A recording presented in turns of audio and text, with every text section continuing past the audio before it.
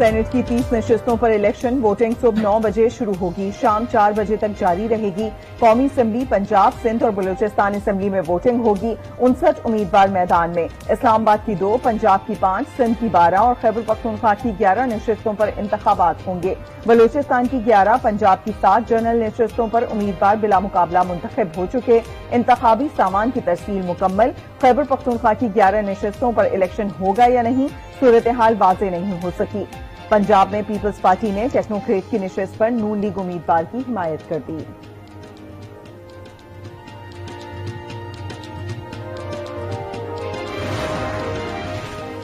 Senate election से कबल इस्लामाबाद में बड़ी बैठक, नून लीग और पीपल्स पार्टी के वफ्द की खालिद मकबूल सिद्दीकी से मुलाकात। एमक्यूएम से सेनेट इंतखाबात में वोट देने की दरख्वास्त। खालिद मकबूल की वफ्द को मुश्तरका उम्मीदवारों की हिमायत की यकीन दहानी।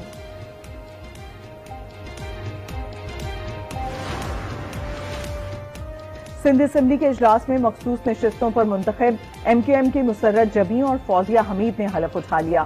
सीनियर वजीर शर्जील मेमन सेनेट इंतखाबात में कामयाबी के लिए पुरुमीद, कहते हैं पीटीआई के 9 एमपीएज हैं, इनकी एक भी सीट नहीं बनती। फैसल बाउडा आजाद उम्मीदवार हैं, किसी पार्टी का हिस्सा नहीं। सूबाई वजीर नासिर शाह बोले, फैसल बाउडा सेनेट के लिए पीपी और एमक्यूएम के मुश्तरका उम्मीदवार हैं।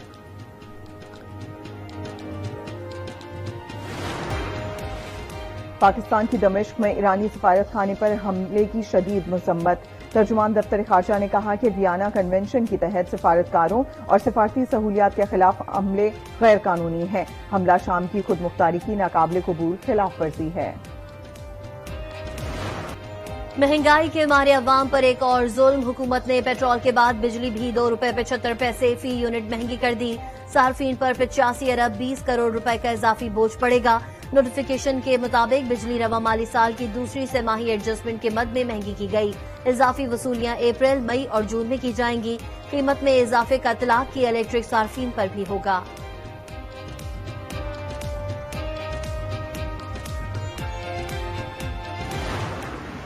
पहले इतनी ज्यादा महंगाई हुई है और जो अब ये 10 रुपए जो पेट्रोल के बढ़ाया ना, ये भी हमारे पे जुल्म है बहुत बड़ा। इन्होंने हमें ये तोहफे ही दिए जा रहे हैं, कभी पेट्रोल महंगा करके तो कभी बिजली की शक्ल में। 5 दिन बाद 20 दिन बाद देखते हैं बिजली महंगी कर दी, गैस महंगी कर दी।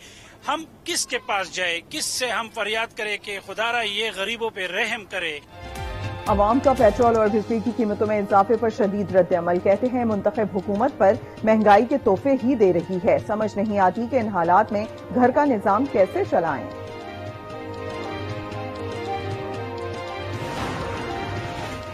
सुप्रीम कोर्ट ने इस्लामाबाद हाई कोर्ट के 6 जजेस के खत पर अज खुद नोटिस ले लिया। चीफ जस्टिस की सरबराही में 7 रुकनी लार्जर बेंच बुध को समाअत करेगा। बेंच में justice Mansoor Ali Shah, justice Yahya Afridi, justice Jamal Mandokhail, justice Athar Minallah, justice Musarrat Hilali और जस्टिस नईम अख्तर अफगान भी शामिल हैं।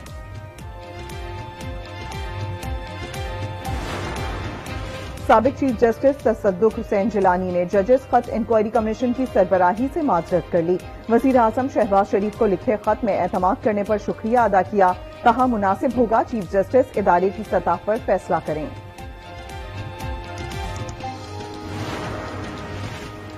तोशाखाना केस में बानी पीटीआई और बुशरा बीबी की सजा मुअत्तल। इस्लामाबाद हाई कोर्ट ने रिहा करने का हुक्म दे दिया। सजा के खिलाफ अपील ईद के बाद समाअत के लिए मुकर्रर करेंगे। Chief justice Islamabad high court के रिमार्क्स।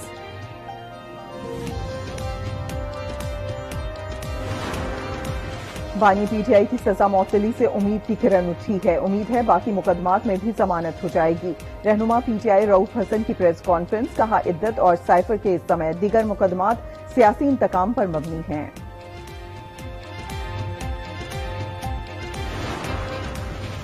वजीर आला खैबर पख्तूनख्वा अली अमीन गंडापुर की अडियाला जेल में बानी पीटीआई से मुलाकात। सूबाई हुकूमत और पार्टी उमूर पर बातचीत। जेल इंतजामिया ने कॉन्फ्रेंस रूम में मुलाकात कराई।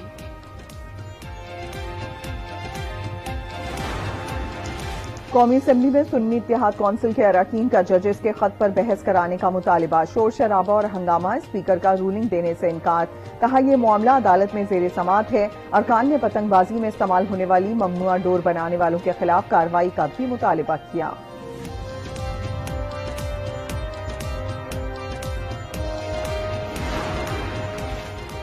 पेशावर हाई कोर्ट का मखसूस नशिस्तों पर मुंतखब अरकान से मुतालिक फैसला चैलेंज। सरबराह सुन्नी इत्तेहाद काउंसिल साहबजादा हामिद रजा ने सुप्रीम कोर्ट में अपील दायर कर दी। पेशावर हाई कोर्ट का फैसला कलअदम करार देने की इस्तदा। स्ट्रीट क्राइम से मुतालिक वजीर दाखिला सिंध के बयान से अवाम की दिल आजारी हुई। सिंध असम्बली में MQM के पार्लिमानी लीडर अली खुर्शीदी कहते हैं, शहर में अमन के लिए हुकूमत के साथ हर फोरम पर बातचीत के लिए तैयार हैं।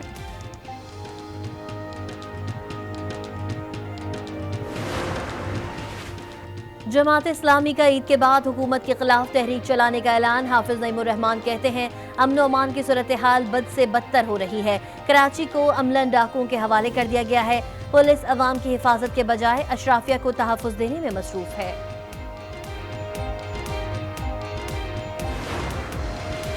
दासू सानी में हलाक होने वाले चीनी इंजीनियर्स की मैयतें खुसूसी तैयारे के जरिए चीन के शहर वुहान पहुंचा दी गईं। आला चीनी हुकाम और पाकिस्तानी सिफारतकारों ने मैयतें वसूल की। वफाकी वजीर चौधरी सालिक हुसैन खुसूसी तैयारे में मैयतों के साथ गए।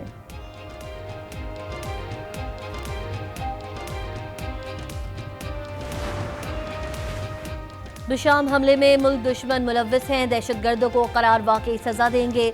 वजीर आजम शहबाज शरीफ का दासू डैम में तकरीब से खिताब। कहा, चीनी बहन भाइयों से इजहार यकजहती के लिए आया हूँ। दहशतगर्दी का मकसद पाक चीन ताल्लुकात को सबूताश करना है। चीनी सफीर का वजीर आजम से इजहार तशक्कुर। तकरीब में दहशतगर्दी का शिकार चीनी इंजीनियर्स की याद में 30 सेकंड की खामोशी इख्तियार की गई।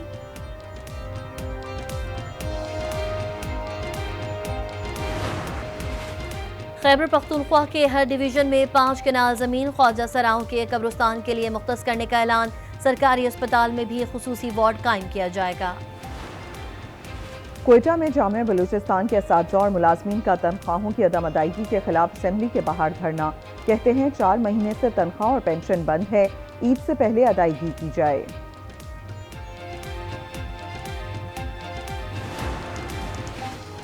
ईद करीब आते ही बाजारों की रौनक में इजाफा। रात गए तक शॉपिंग सेंटर्स में खरीदारों का रश। मैचिंग सूट्स और जूतों की तलाश। ग्राहकों के भाव ताव का सिलसिला भी जारी।